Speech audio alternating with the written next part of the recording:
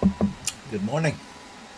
Welcome to Just for Today, a time of eclectic readings, sharing of perspectives, meditation, and prayer.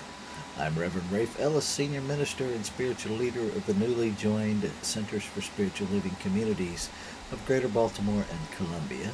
Today is June 11th. And this morning, what caught my attention was I want to change, but I don't know how. And it is written by Tom Rusk and Randy Reed, both MDs. And I opened it up to page 97, and this is what it offers us. Life sweeps us along. Opportunities may last but an instant.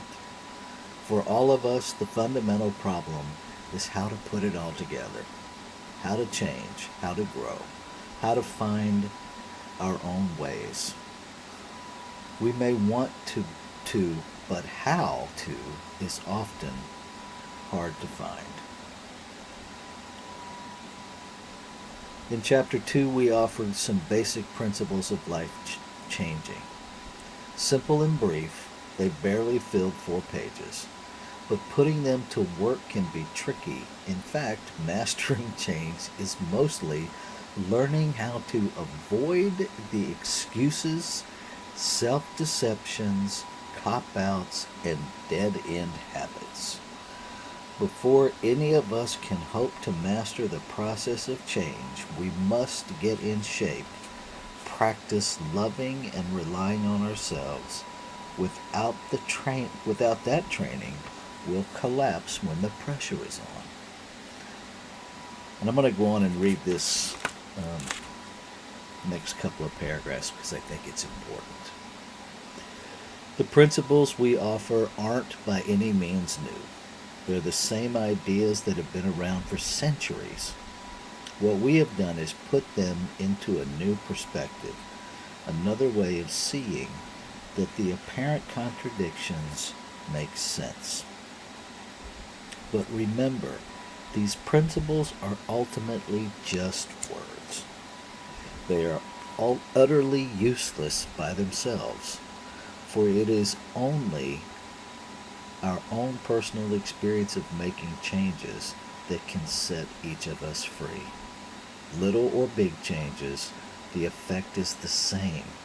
By listening to and respecting ourselves, by taking responsibility for everything we do, we foster the self-reliance that becomes freedom. Freedom can be had. You can make it.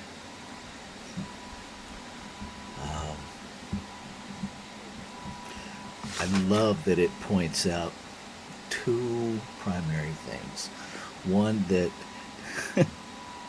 change is mostly learning how to avoid excuses, self-deception, cop-outs, and dead-end habits. I think oftentimes we neglect to address that in order to change something, we have to stop doing what we are doing in order to do something new. If I want to turn left, I have to stop going forward long enough to turn left. And then I go forward again, only to the left. If I want to be more trusting, then first I have to address the dead-end habit of distrust. If I want to be more loving, I have to address all of the things, all of the beliefs, all of the habits, all of the excuses, all of those places where if you had my life, you wouldn't trust either. If you had my life, you wouldn't love either, right? We get to address all of the excuses. In Science of Mind, Ernest Holmes speaks about that as arguing for our limitations.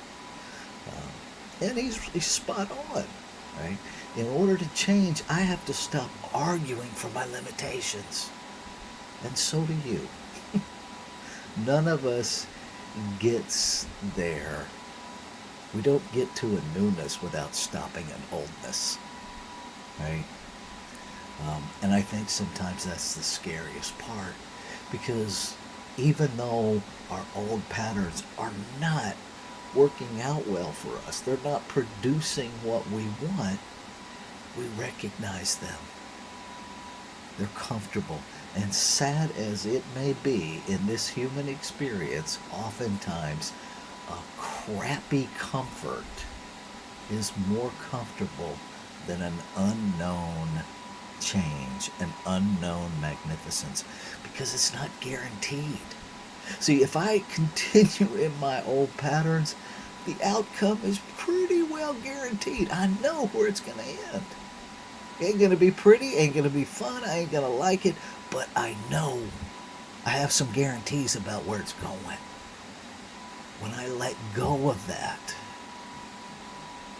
when I surrender to an unknown, I don't have a guarantee. I don't know where it's going. In fact, if I do have a guarantee, it's a guarantee that I don't know what's happening now. And in this human experience, for many of us, that is terrifying.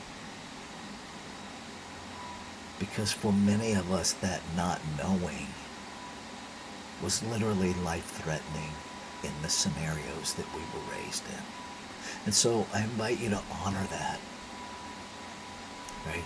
Not to poo-poo it, not to dismiss its validity, but rather to know that, okay, this is true, and I'm willing to take the risk to get the reward. And so that's what's alive in me this morning around this topic. I invite you, if you're watching this later, or if you're watching it now and I just can't see you on one of the information, little things that are telling me who's watching, please share your perspective. Please offer yourself and others the gift of the wisdom that is in you around these things, because that's what expressing our experience does. It allows us to share with others and to begin to build relationships. And so I invite you to do that in the chat, and I invite you to not do that if you really authentically don't want to. Just know that it's always an open invitation. And so I'm going to take us into our time of meditation. It's a 5-minute meditative practice. And I simply invite you to be present with what is for the next 5 minutes. No pushing, no trying to contrive anything, no rejecting anything. Just be present with what is. All right, here we go.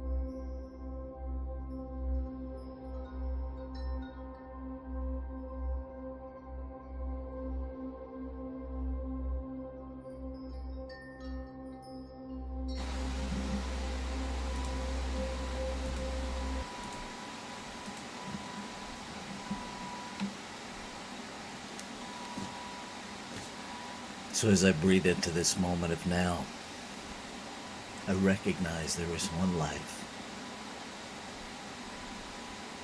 one substance, one source, one indefinable, unlimited something that is simultaneously the unformed no thing and all formed multiplicity of things that it creates out of itself, by itself, to experience itself, to expand itself in form and experience. And so all life is life made out of it. So it is simply life expressing life, creation expressing creation. By whatever name we know it as, it is beyond any name, recognizing that to name a thing is to limit it. And so in this moment, I simply recognize the unlimited reality of this one. That beyond omnipotent, it is omnipotence. That beyond being omnipresent, it is omnipresence itself. That beyond the adjective of omniscience, it is omniscience. And I am that in form. Being one substance, one source, all must be created out of it.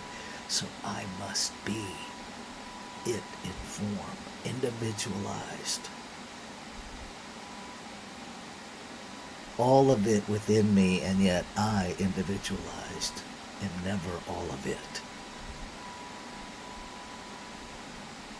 It is the body, the whole body.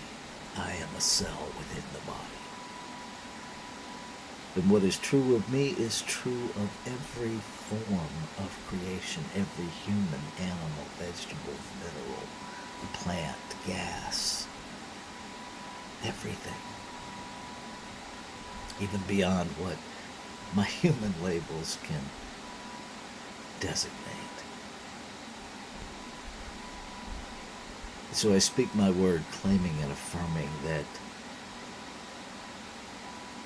the release of limitation, the release of old tired habits, the release of limitation, the release of the fearful activity of arguing for our limitations out of a false sense of security, of familiarity.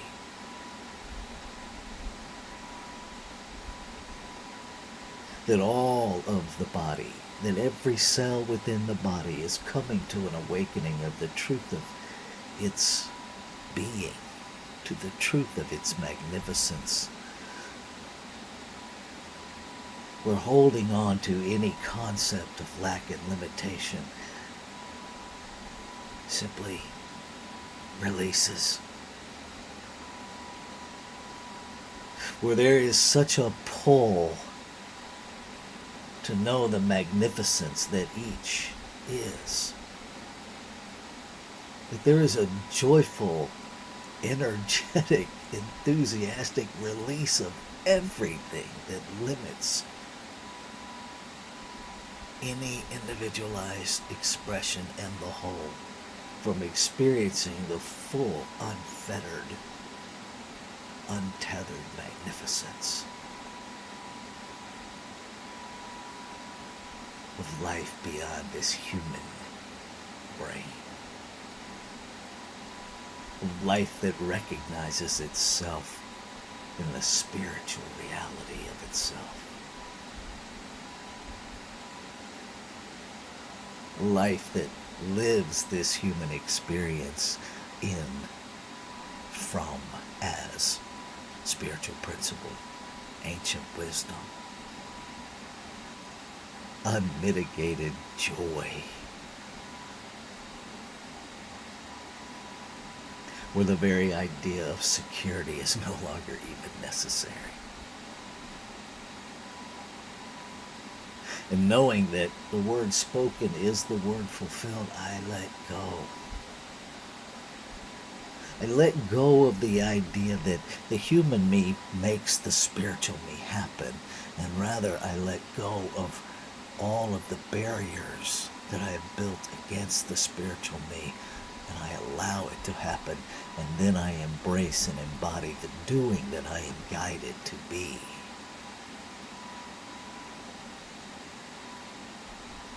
Because I know it's already complete, and so I know that those nudges are already there, and I open to see them.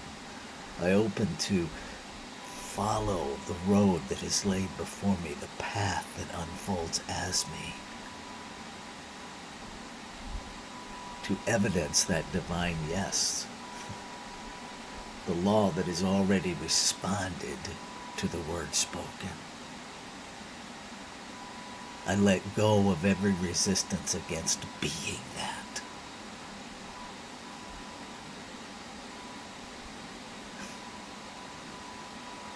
I let go of doing to become, and I become to do.